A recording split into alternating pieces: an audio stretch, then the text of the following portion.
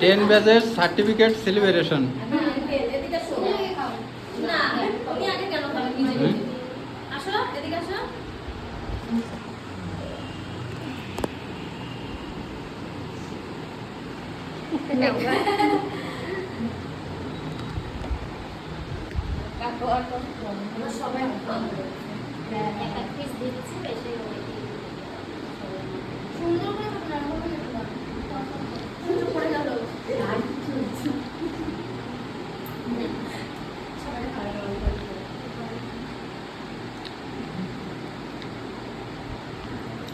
দশম ব্যাচ আজকে বেরিয়ে যাচ্ছে, এটাই একটা ইতিহাস হয়ে থাকবে।